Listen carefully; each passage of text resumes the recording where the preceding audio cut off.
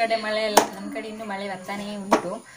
ಹಾಗೆ ತುಂಬ ದಿನ ಆಗಿತ್ತು ಮೀನು ತಗೊಳ್ದೆ, ಹಾಗಾಗಿ ಮೀನು ತಗೊಳ್ದೆ. ನಮ್ಮ ಮನೆ ರೋಡ್ ಇದೆ ಅಲ್ವಾ, ಹಾಗಾಗಿ ಇಲ್ಲಿ ತನಕ ಬರ್ತಾ ಇರ್ತಾರೆ, ದಿನ ಬರ್ತಾರೆ ಮೀನು.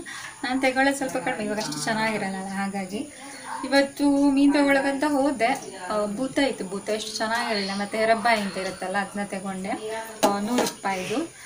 ಕ್ಲೀನೆಲ್ಲ ಮಾಡಿ ಆಗಿದೆ. ಅದನ್ನ ಫ್ರೈ ಮಾಡಬೇಕು. ನಾನಿವಾಗ ಫ್ರೈ ಮಾಡೋದಂದರೆ ಮನೆಯಲ್ಲೇ ಮಸಾಲೆ ಮಾಡಿ ಯಾವ ಥರ ಫ್ರೈ ಮಾಡೋದು ಅಂತ ನಿಮ್ಮ ಜೊತೆ ಶೇರ್ ಮಾಡ್ಕೊಳ್ತಾ ಇದ್ದೀನಿ. ಮೆಣಸಿನ ಪುಡಿ ಎಲ್ಲ ಹಾಕಿದ್ರೆ ಮನೆಯಲ್ಲೇ ಮಸಾಲೆ ಮಾಡಿ ಫ್ರೈ ಮಾಡುವಂಥದ್ದು ತುಂಬ ರುಚಿಯಾಗುತ್ತೆ ಇದು. ಅದನ್ನ ಯಾವ ಥರ ಮಾಡೋದು ಅಂತ ನಿಮ್ಮ ಜೊತೆ ಶೇರ್ ಮಾಡ್ಕೊಳ್ತಾ ಇದ್ದೀನಿ. ಅದು ಮೊದಲು ಇನ್ನೂ ನನ್ನ ಚಾನಲ್ನ ಯಾರು ಸಬ್ಸ್ಕ್ರೈಬ್ ಮಾಡಿಲ್ಲ, ಪ್ಲೀಸ್ ಸಬ್ಸ್ಕ್ರೈಬ್ ಮಾಡಿ. ಹಾಗೆ ಪಕ್ಕದಲ್ಲಿ ಕಾಣುವ ಬೆಲ್ ಬಟನ್ ಒತ್ತಿ, ಆವಾಗ ನಾನು ಹಾಕೋ ವೀಡಿಯೋಗಳ ನೋಟಿಫಿಕೇಷನ್ ಎಲ್ಲ ನಿಮಗೆ ಬಂದು ತಲುಪತ್ತೆ. ಇವಾಗ ತಡ ಮಾಡೋದು ಬೇಡ, ಯಾವ ಥರ ಮನೆಯಲ್ಲೇ ಮಸಾಲೆ ಮಾಡಿಕೊಂಡು ಫಿಶ್ ಫ್ರೈನ ಸಖತ್ತಾಗಿ ಮಾಡೋದು ಅಂತ ನೋಡ್ಕೊಂಬರೋಣ. ಇದು ತುಂಬಾ ಚೆನ್ನಾಗಿರುತ್ತೆ ತಿನ್ನೋಕ್ಕೆ. ಮನೆಯಲ್ಲೆಲ್ಲ ಮಾಡೋಲ್ಲ, ಮೆಣಸು ಸಾಮಾನೆಲ್ಲ ಹಾಕಿ ಕಡಿದು ಮಾಡುವಂಥದ್ದು. ಮತ್ತು ಇವಾಗ ಯಾವ ಥರ ಮಾಡೋದು ಅಂತ ನೋಡ್ಕೊಂಬರೋಣ ಬನ್ನಿ. 25 ಮೀನು ಸಿಕ್ಕಿತ್ತು. 100 ರೂಪಾಯಿಗೆ 25 ಮೀನು ಚೆನ್ನಾಗಿ ಕ್ಲೀನ್ ಮಾಡಿ ಇಟ್ಕೊಂಡಿದ್ದೀನಿ.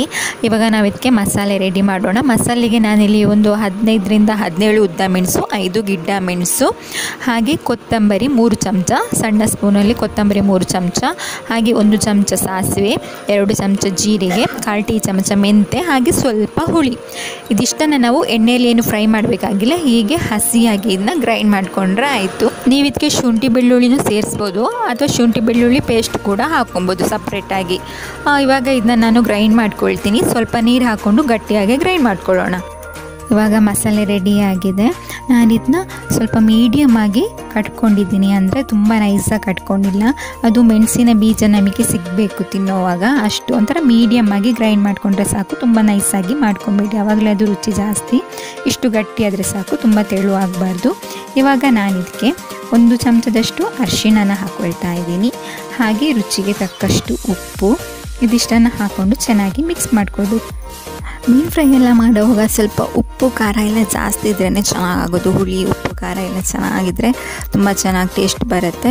ಉಪ್ಪು ಚಪ್ಪೆ ಖಾರ ಚಪ್ಪೆ ಆದರೆ ತಿನ್ನೋಕ್ಕೆ ಅಷ್ಟು ಚೆನ್ನಾಗಾಗೋದು. ಹಾಗಾಗಿ ಸ್ವಲ್ಪ ಉಪ್ಪು ಖಾರ ಮೀನು ಫ್ರೈ ಮಾಡುವಾಗ ಜಾಸ್ತಿನೇ ಹಾಕ್ಕೊಳ್ಳಿ. ಹಾಗೆ ನಾನಿಲ್ಲಿ ಒಂದು 2 ಚಮಚ ಶುಂಠಿ ಬೆಳ್ಳುಳ್ಳಿ ಪೇಸ್ಟ್ನ ಹಾಕ್ಕೊಳ್ತಾ ಇದ್ದೀನಿ. ನೀವು ಗ್ರೈಂಡ್ ಮಾಡ್ಕೋವಾಗಲೂ ಹಾಕ್ಕೋಬೋದು, ಅಥವಾ ಗ್ರೈಂಡ್ ಮಾಡ್ಕೊಂಡಾದ್ಮೇಲೆ ಈ ಥರ ಶುಂಠಿ ಬೆಳ್ಳುಳ್ಳಿ ಪೇಸ್ಟ್ ಇದ್ದರೆ ಈ ಥರನೂ ಹಾಕ್ಕೊಂಡು ಚೆನ್ನಾಗಿ ಮಿಕ್ಸ್ ಮಾಡಿದರೆ ಆಯಿತು. ನೋಡಿ, ಚೆನ್ನಾಗಿ ಮಿಕ್ಸ್ ಮಾಡ್ಕೊಳ್ಬೇಕು. ಮಸಾಲೆಗೆ ಎಲ್ಲ ಶುಂಠಿ ಬೆಳ್ಳುಳ್ಳಿ ಪೇಸ್ಟ್, ಉಪ್ಪು, ಅರಿಶಿಣ ಇದೆಲ್ಲ ಚೆನ್ನಾಗಿ ಮಿಕ್ಸ್ ಆಗಬೇಕು. ಶುಂಠಿ ಬೆಳ್ಳುಳ್ಳಿ ಪೇಸ್ಟ್, ಅರಿಶಿಣ, ಉಪ್ಪು ಇದೆಲ್ಲ ಚೆನ್ನಾಗಿ ಮಿಕ್ಸ್ ಆದಮೇಲೆ ನಾನಿಲ್ಲಿ ಕಾರ್ನ್ಫ್ಲೋರ್ ಪುಡಿನ ಮಿಕ್ಸ್ ಮಾಡ್ಕೊಳ್ತಾ ಇದ್ದೀನಿ. ಒಂದು 3ರಿಂದ 4 ಚಮಚ ಹಾಕೊಳ್ಳಿ ಅಂಟು ಬರಲಿಕ್ಕೆ. ನೀವು ಬೇಕಿದ್ರೆ ಇಲ್ಲಿ ಇದರ ಬದಲಿಗೆ ಮೊಟ್ಟೆನೂ ಹಾಕ್ಕೊಬೋದು, ತೊಂದರೆ ಇಲ್ಲ. ಇದನ್ನ ಹಾಕ್ಕೊಂಡು ಚೆನ್ನಾಗಿ ಕಲಸಿದ್ರೆ ಆಯಿತು. ನಮ್ಮ ಮನೆಯಲ್ಲೇ ಮಾಡುವಂತಹ ಮೀನಿನ ಮಸಾಲೆ ರೆಡಿ ಆಗುತ್ತೆ. ಹಾಗೆ ತುಂಬಾ ಚೆನ್ನಾಗಿರುತ್ತೆ. ನೀವು ಮತ್ತೆ ಬೇಕಾದರೆ ಇದೇ ಥರ ಮಾಡ್ತೀರಾ, ಅಷ್ಟು ಚೆನ್ನಾಗಿರುತ್ತೆ. ನೋಡಿ, ಈ ಥರ ಚೆನ್ನಾಗಿ ಮಿಕ್ಸ್ ಮಾಡ್ಕೊಳ್ಳೋಣ. ಪುಡಿ ಎಲ್ಲ ಚೆನ್ನಾಗಿ ಮಿಕ್ಸ್ ಆಗಬೇಕು. ಈ ಥರ ಚೆನ್ನಾಗಿ ಮಿಕ್ಸ್ ಮಾಡ್ಕೊಂಡಾದ್ಮೇಲೆ ನಾವು ಇದಕ್ಕೆ ಮೀನಿಗೆ ಮಸಾಲೆನ ಸೇರಿಸ್ಕೊಂಡ್ರೆ ಆಯಿತು. ಇದಕ್ಕೆ ನೀರು ಏನಾದ್ರು ಹಾಕಬೇಕು ಅಂತ ಇಲ್ಲವೇ ಇಲ್ಲ, ನೀರು ಹಾಕಬೇಕು ಅಂತಲೇ ಇಲ್ಲ. ಸ್ವಲ್ಪ ಕಾರ್ನ್ಫ್ಲೋರ್ ಪುಡಿ ಹಾಕ್ಕೊಂಡ್ರೆ ಸಾಕು. ಒಂದು 3ರಿಂದ 4 ಚಮಚ ಕಾರ್ನ್ಫ್ಲೋರ್ ಪುಡಿನ ಹಾಕ್ಕೊಂಡು ಚೆನ್ನಾಗಿ ಮಿಕ್ಸ್ ಮಾಡಿದರೆ ನಮ್ಮ ಮೀನಿನ ಮಸಾಲೆ ರೆಡಿ ಆಯಿತು. ನೋಡಿ, ಇವಾಗ ಮಸಾಲೆಗೆ ಕ್ಲೀನ್ ಮಾಡಿ ಇಟ್ಕೊಂಡಿರುವಂಥ ಮೀನನ್ನು ಹಾಕ್ಕೊಳ್ತಾ ಇದ್ದೀನಿ. ನೀವಿಲ್ಲಿ ಯಾವ ಮೀನು ಬೇಕಾದರೂ ಯೂಸ್ ಮಾಡಬಹುದು, ಬಂಗುಡೆ ಅಥವಾ ಬೇರೆ ಯಾವುದೇ ಥರದ ಮೀನಿದ್ರೂ ಇದೇ ಥರ ಮಸಾಲೆ ಮಾಡಿ ಹಾಕ್ಬೋದು. ಇವಾಗ ಎಲ್ಲ ಮೀನು ಹಾಕ್ಕೊಂಡಿದ್ದೀನಿ ನೋಡಿ. ಇವಾಗ ನಾನು ಸ್ವಲ್ಪನೇ ಇದಕ್ಕೆ ಮಸಾಲೆನ ಆ್ಯಡ್ ಮಾಡ್ತಾ ಇದ್ದೀನಿ. ನೋಡಿ, ಈ ಥರ ಚೆನ್ನಾಗಿ ಮೇಲ್ಭಾಗ ಹಾಗೆ ಒಳಗಡೆ, ಮೀನಿನ ಒಳಗಡೆ ಹೊರಗಡೆ ಎಲ್ಲ ಚೆನ್ನಾಗಿ ಮಿಕ್ಸ್ ಮಾಡಿಕೊಂಡು ಈ ಥರ ಹಾಕ್ಕೊಳ್ಬೇಕು. ಒಂದು ವೇಳೆ ದೊಡ್ಡ ಮೀನಾದರೆ ನೀವು ಅದನ್ನ ಸ್ವಲ್ಪ ಪೀಸ್ ಮಾಡಬೇಕು. ಮೇಲ್ಗಡೆ ನಿಧಾನಕ್ಕೆ ಚಾಕಿಂದ ಗೆರೆ ಆ ಥರ ಎಳೆದು ಈ ಥರ ಮಸಾಲೆನ ಹಾಕೊಳ್ಳಿ, ಅವಾಗ ಚೆನ್ನಾಗಿ ಎಳ್ಕೊಳ್ಳುತ್ತೆ. ಬಂಗುಡೆ ಅಥವಾ ಕೊಡ್ಡೆ ಈ ಥರ ಮೀನೆಲ್ಲ ಇದ್ದರೆ ಹೀಗೆ ಎಲ್ಲ ಮೀನುಗಳಿಗೂ ಮಸಾಲೆನ ಹಾಕಿ ಒಂದು 30ರಿಂದ 1 ಗಂಟೆ ತನಕ, ಅಂದರೆ 30 ನಿಮಿಷದಿಂದ 1 ಗಂಟೆಯವರೆಗೂ ಅದನ್ನ ಚೆನ್ನಾಗಿ ಮಸಾಲೆನ ಎಳ್ಕೊಳ್ಳೋಕ್ಕೆ ಬಿಟ್ಟರೆ ಆಯಿತು. ಆಮೇಲೆ ನಾವು ಇದನ್ನ ಫ್ರೈ ಮಾಡ್ಕೊಳ್ಬೇಕು. ಇವಾಗ ನಾನು ಎಲ್ಲ ಮೀನಿಗೂ ಮಸಾಲೆನ ಹಚ್ಚಿ ಒಂದು 30 ನಿಮಿಷ ಇದನ್ನ ಮಸಾಲೆನ ಇಟ್ಕೊಳ್ಳೋಕ್ಕೆ ಬಿಡ್ತೀನಿ. ಇವಾಗ 30 ನಿಮಿಷ ಆಯಿತು. ಚೆನ್ನಾಗಿ ಮಸಾಲೆ ಮೀನಿಗೆಲ್ಲ ಎಳ್ಕೊಂಡಿರುತ್ತೆ. ಇವಾಗ ನಾನು ಒಂದು ಪಾತ್ರೆಗೆ ಅಥವಾ ಬಾಣಲೆ ಅಥವಾ ಕಡಾಯಿಗೆ ಒಂದು ಸ್ವಲ್ಪ ಎಣ್ಣೆನ ಹಾಕ್ಕೊಳ್ತಾ ಇದ್ದೀನಿ. ಒಂದು ಸ್ವಲ್ಪ ಅಂದರೆ ಒಂದು 5ರಿಂದ 6 ಸ್ಪೂನ್ ಎಣ್ಣೆನ ಹಾಕ್ಕೊಂಡು ಒಂದೊಂದೇ ಮೀನುಗಳನ್ನ ಇದಕ್ಕೆ ಹಾಕ್ಕೊಳ್ತಾ ಇದ್ದೀನಿ.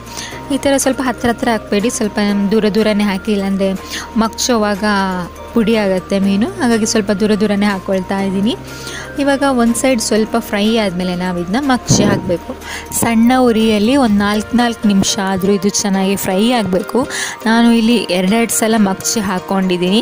ಒಂದು ಕಡೆ ಫ್ರೈ ಆದಮೇಲೆ ಒಂದು ಕಡೆ, ಮತ್ತು ಇನ್ನೊಂದು ಕಡೆ ಫ್ರೈ ಆದಮೇಲೆ ಇನ್ನೊಂದು ಕಡೆ. ಸ್ವಲ್ಪ ಲೇಟ್ ಆದರೂ ಪರವಾಗಿಲ್ಲ, ಚೆನ್ನಾಗಿ ಬೇಯಬೇಕು ಅದು ಒಳಗಡೆ. ಹಾಗೆ ಮಸಾಲೆ ಎಲ್ಲ ಚೆನ್ನಾಗಿ ಒಳಗಡೆ ಹೋಗಬೇಕು, ಆವಾಗಲೇ ತಿನ್ನೋಕೆ ರುಚಿ ಆಗುತ್ತೆ. ಅರ್ಜೆಂಟಲ್ಲಿ ಸ್ವಲ್ಪ ಫಾಸ್ಟಾಗಿಟ್ಟು ಬೇಯಿಸಿದ್ರೆ ಅದು ನಿಜವಾಗ್ಲೂ ಚೆನ್ನಾಗಾಗಲ್ಲ, ಒಳಗಡೆ ಬೆಂದಿರಲ್ಲ. ಹಾಗಾಗಿ ಸಣ್ಣ ಊರಿನಲ್ಲಿ ಒಂದು 4 ನಿಮಿಷ 2 ಕಡೆನೂ ಚೆನ್ನಾಗಿ ಫ್ರೈ ಮಾಡಿ ಒಂದು 2 ಸಲ ಮಗ್ಚಿ ಹಾಕಿ ಅವಾಗ ಚೆನ್ನಾಗಿ ಕಾಯುತ್ತೆ ಅದು. ನೋಡಿ ಎಷ್ಟು ಚೆನ್ನಾಗಿ ಬಂದಿದೆ ಅಲ್ವಾ, ತುಂಬ ಚೆನ್ನಾಗಿರುತ್ತೆ. ಸ್ವಲ್ಪನೂ ಮಸಾಲೆ ಆ ಕಡೆ ಈ ಕಡೆ ಆಗಿಲ್ಲ, ತುಂಬ ಚೆನ್ನಾಗಿ ಬಂದಿದೆ. ಈ ಥರ ನಾವು ಮನೆಯಲ್ಲೇ ಮಾಡಿ ತಿನ್ನೋದ್ರಿಂದ ಸ್ವಲ್ಪ ಹೆಲ್ದಿ ಆಗಿರುತ್ತೆ, ಹಾಗೆ ಹೊಸ ಟೇಸ್ಟ್ ತಿಂದಾಗ ಆಗುತ್ತೆ. ಒಂದು ಸಲ ಖಂಡಿತ ಟ್ರೈ ಮಾಡಿ ನೋಡಿ, ತುಂಬಾ ಚೆನ್ನಾಗಿರುತ್ತೆ ಇದು. ನೀವು ಹಳ್ಳಿ ಸೈಡ್ ಬಂದರೆ ಇದೇ ಥರ ಮೀನು ಫ್ರೈನ ಮಾಡೋದು ನೋಡಬಹುದು. ನೀವು ಮನೆಯಲ್ಲೇ ಮಸಾಲೆ ಮಾಡಿ ಈ ಥರನೇ ಮೀನು ಫ್ರೈ ಮಾಡ್ತಾರೆ, ತುಂಬ ಟೇಸ್ಟ್ ಕೊಡುತ್ತೆ. ಹಾಗಾಗಿ ಇಲ್ಲಿ ಪುಡಿಗಳನ್ನ ಉಪಯೋಗಿಸೋದು ತುಂಬ ಕಡಿಮೆನೇ. ಇಷ್ಟು ಫ್ರೈ ಆದರೆ ಸಾಕು. ಇದನ್ನು ನಾನು ಸಿಮ್ಮಲ್ಲೇ ಸ್ವಲ್ಪ ಹೊತ್ತು ಬೇಯಿಸಿದ್ದೀನಿ, ಹಾಗೆ ತುಂಬ ಚೆನ್ನಾಗೂ ಕಾಣ್ತಾ ಇದೆ, ಕಲ್ಲರು ಕೆಂಪಾಗಿ. ಇದನ್ನ ನಾನು ಒಂದು ತಟ್ಟೆಗೆ ಈಗ ಹಾಕ್ಕೊಳ್ತೀನಿ. ಅದೇ ಥರ ನಾವು ಎಲ್ಲ ಮೀನುಗಳನ್ನ ಫ್ರೈ ಮಾಡಿಕೊಂಡ್ರೆ ಆಯಿತು. ನಾವಿಲ್ಲಿ ಮಸಾಲೆನ ಎಣ್ಣೆಯಲ್ಲಿ ಹುರ್ಕೊಂಡಿಲ್ಲ, ಅಂದರೆ ಮೆಣಸು ಕೊತ್ತಂಬರಿ ಎಲ್ಲ ಹಾಗೆ ಹಾಕಿರೋದು. ಹಾಗೆ ಇದನ್ನ ತರಿಯಾಗಿ ರುಬ್ಕೊಂಡಿದ್ದೀವಿ, ಹಾಗಾಗಿ ಇದು ತುಂಬಾ ಚೆನ್ನಾಗಿ ಫ್ಲೇವರ್ ಕೊಡುತ್ತೆ ನಮಗೆ ಮೀನು ತಿನ್ನೋವಾಗ. ತರಿಯಾಗಿ ರುಬ್ಕೊಂಡಿರೋದ್ರಿಂದ ಮಸಾಲೆ ಎಲ್ಲ ಸ್ವಲ್ಪ ಹಾಗೆ ಬಾಯಿಗೆ ಸಿಗುತ್ತೆ, ತುಂಬಾ ಚೆನ್ನಾಗಿರುತ್ತೆ. ಇವಾಗ ಎಲ್ಲ ಮೀನು ಫ್ರೈ ಆಯಿತು. ಇದರ ಮೇಲೆ ಸ್ವಲ್ಪ ನಿಂಬೆಹಣ್ಣಿನ ರಸನ ಹಿಂಡ್ಕೊಂಡ್ರೆ ಆಹಾ ಅಂತ ಅನಿಸುತ್ತೆ. ಖಂಡಿತ ಒಂದ್ಸಲ ಟ್ರೈ ಮಾಡಿ, ತುಂಬಾ ಚೆನ್ನಾಗಿದೆ. ಹಾಗೆ ಶೇರ್ ಮಾಡೋದನ್ನು ಮರಿಬೇಡಿ, ತಪ್ಪದೆ ಶೇರ್ ಮಾಡಿ. ಚೆನ್ನಾಗಿ ಫಿಶ್ ಫ್ರೈ ರೆಡಿ ಆಗಿದೆ. ತುಂಬಾ ಚೆನ್ನಾಗಾಗುತ್ತೆ, ಇದು ಮನೆಯಲ್ಲೇ ಮಾಡೋದಲ್ವಾ, ಹಾಗಾಗಿ ತುಂಬಾ ಟೇಸ್ಟಿಯಾಗಿರುತ್ತೆ. ಯಾವಾಗಲೂ ಮೆಣಸಿನ ಪುಡಿ ಎಲ್ಲ ಹಾಕಿ ಮಾಡೋದಕ್ಕಿಂತ ಈ ಥರ ಒಂದ್ಸಲ ಟ್ರೈ ಮಾಡಿ ನೋಡಿ, ತುಂಬಾ ಚೆನ್ನಾಗಿರುತ್ತೆ. ಇದು ತುಂಬ ಟೇಸ್ಟಿಯಾಗೂ ಇರುತ್ತೆ. ನೀವು ಇದಕ್ಕೆ ಬೇಕಾದರೆ ಮೊಟ್ಟೆ ಕೂಡ ಆ್ಯಡ್ ಮಾಡಬಹುದು, ತುಂಬಾ ಚೆನ್ನಾಗಿರುತ್ತೆ ಇದು. ನಾದೆ ಬಾಬು ಕೃಷ್ಣನಿಗೆ ಒಂದು ನಿಂಬೆ ಹುಳಿ ಸಿಕ್ಕಿದೆ, ಅದನ್ನ ಇಟ್ಕೊಂಡು ಜ್ಯೂಸ್ ಮಾಡಬೇಕಂತೆ. ತುಂಬಾ ಚೆನ್ನಾಗಿರುತ್ತೆ ಇದು, ತುಂಬಾ ಟೇಸ್ಟಿಯಾಗಿರುತ್ತೆ. ನಿಮಗೆ ಬೇಕಾದರೆ ಒಂದು ಪೀಸ್ ತಿಂದು ತೋರಿಸ್ತೀನಿ ನಾನು.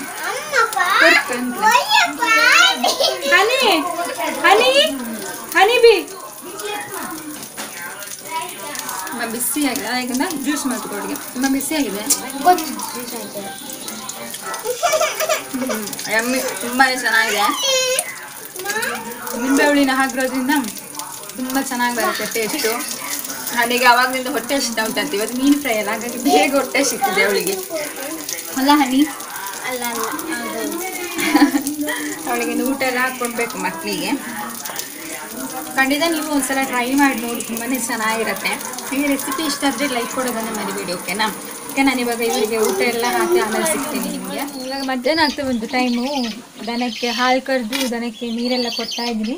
ಅಲ್ಲಿ ನಮ್ಮ ಜೀತು ಮತ್ತು ಕೀತು ಅವರೆಲ್ಲ ಏಡಿ ಬಂದಿದೆ ಅಂತೆ. ಹೀಗೆ ಎಂತ ಹೇಳ್ತಾರೆ, ಕಣಿ, ನಾವು ತುಳಲ್ಲಿ ಕಣಿ ಅಂತ ಹೇಳ್ತೀವಿ ಅಂತ, ಅದಕ್ಕೆ ಹಿಡಿತಾ ಇದ್ದಾರೆ. ನಾನು ಅಲ್ಲಿಗೆ ಹೋಗಬೇಕು, ಮಳೆ ಬರ್ತಾ ಇದೆ. ಇವಾಗ ಇದಕ್ಕೊಂದ್ಸಲ ನೀರು ಕೊಟ್ಟಾದ್ಮೇಲೆ ಹೋಗ್ಬೇಕು ಅಂತ. ಹೋಗಿ ಏಡಿ ಎಷ್ಟಿದೆ ಅಂತ ಗೊತ್ತಿಲ್ಲ, ಹಿಡಿತಿದ್ದಾರೆ ಅಂತ, ಹೋಗಿ ನೋಡ್ಕೊಂಬರೋಣ, ಓಕೆನಾ?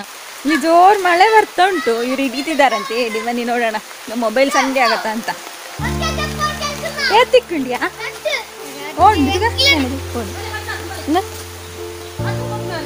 ಆರಿಚ್ಚಿಲ್ ಆರಿತ್ತಿನ ಓಂಡು ಓಂಡು ರಡ್ಡು ಡೆಂಜುಂಡು ಐಟ್ ಇಂಚ ಪತ್ತೇರು ಐಕ್ದಾದ ತಿಕ್ಕದಿತ್ತ ನಿಂದ ಕೊಟ್ಟೆ ಒಬ್ರಿಗೆ ಫೋನ್ ಮಲ ಡೆಂಜು ಇದಾದ ಮೊಬೈಲ್ ಸಂಡೆ ಅಪ್ಪ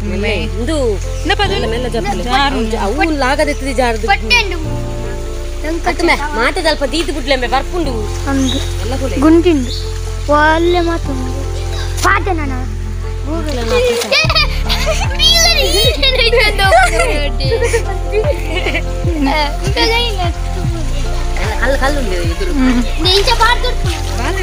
ಬಾಲ್ಯಗೊಬ್ಬ ಒಂದಿಲ್ಲಿ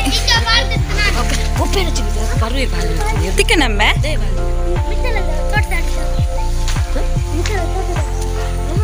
ತಿಕ್ಕ ನಮ್ಮೆ ಜಿತ್ತು ಇತ್ತಾಯ್ತು ಬರೋದಿತ್ತು ನಾವು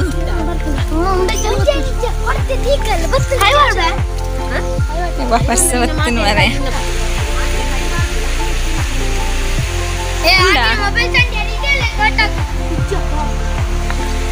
ನಾಳೆ ಪುಚ್ಚನಿಕ್ಲ ಮೊಟ್ಟೆ ಮತ್ತೊಂದು ಹೋಗ್ಬಿಡುತ್ತೆ.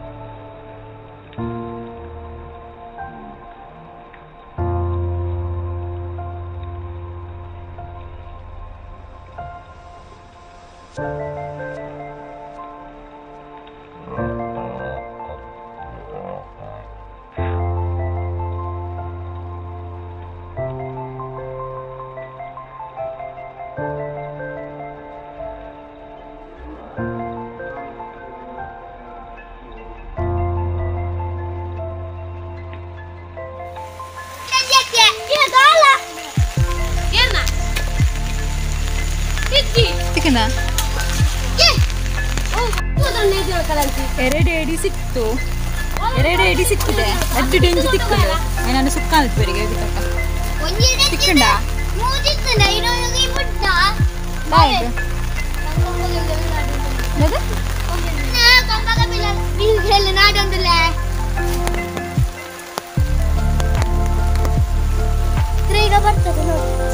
ಅದ ಮಾಟ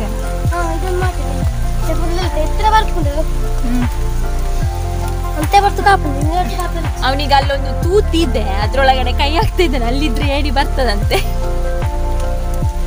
ಅಡ್ಡು ಡೆಂಜಿಡಿ ಏತು ಕಜಿಪ್ಪ ಮಾರಯ್ಯ. ಕೈ ಹಾಕುದು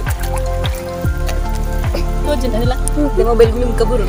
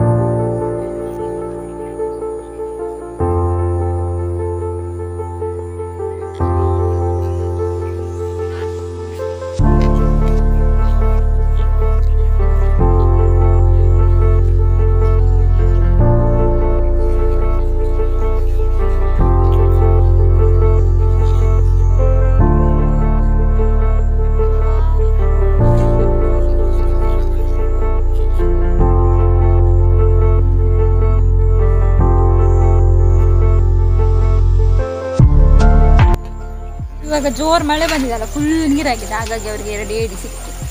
ಹುಡುಕ್ತಾ ಇದ್ದಾರೆ. ತೋಡತ್ತು, ತೋಡು ನೆಕ್ಕು ತೋಡು ತಂತಾರ, ಸಣ್ಣ ತೋಡು, ಇದಕ್ಕೆಂತ ಸಣ್ಣ ಸಣ್ಣ ತೋಡು. ಸಣ್ಣ ಏಡಿ ಸಿಕ್ತಿ ಎತ್ತುಗೆ ಒಮ್ಮೆ ನೋಡಿ ನೋಡಿ.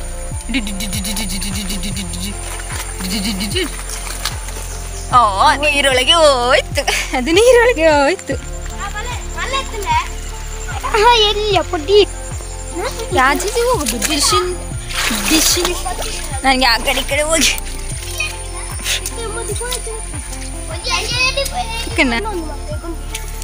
ಈಗ ಜೀತು ಇನ್ನೊಂದು ಮಾಟೆ ಒಳಗೆ ಹಾಕ್ತಾ ಇದ್ದಾನೆ. ತಿಕ್ಕಂಡ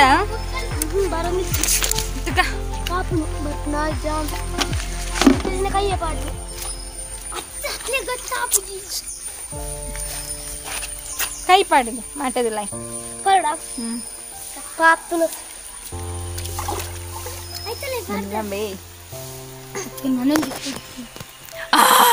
ಒಂದು ಏಡಿ ಸಿಕ್ಕಿತ್ತು.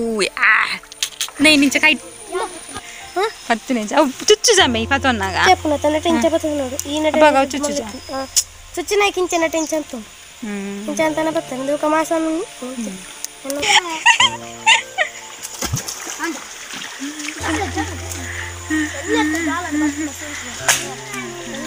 ಇವರು ಏಡಿ ಹಿಡಿತಾರೆ ಅಂತ ನಾನು ಓಡಿ ಬಂದಿದ್ದೆ ನೋಡಿ ಎಲ್ಲ ಚಂಡಿ ಕತ್ತಿ ಯಾ ಪೋಡ ఒక ఏదో తిక్కుని పనులావా ಇವತ್ತು ರಾತ್ರಿ ಒಂದು ಭರ್ಜರಿ ಊಟ ಇವರಿಗೆ ನಾನು ಹಸಿಗೆ ಹುಲ್ಲು ಕೂಡ ಹಾಕಲಿಲ್ಲ ಓಡಿ ಬಂದಿದ್ದೆ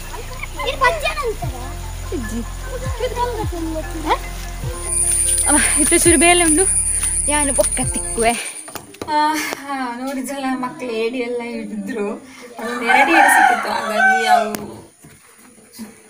ಏಡಿ ಎಲ್ಲ ಹಿಡಿದ್ರು ಜಿತ್ತವರು ಹಂಗಂತೂ ಸ್ವಲ್ಪ ನೆಂದು ಒಂಥರ ಕೋಲ್ಡ್ ಆದಾಗ ಆಗಿದೆ ಅಷ್ಟೇನಾಗಿಲ್ಲ ಅದು ಮಾಮೂಲಿ ನನಗೆ ಕೋಲ್ಡ್ ಆಗ್ತಾ ಇರುತ್ತೆ ಹೋಗ್ತಾ ಇರುತ್ತೆ ನಾಳೆ ಅಂತ ಹೇಳೋಕ್ಕಾಗಲ್ಲ.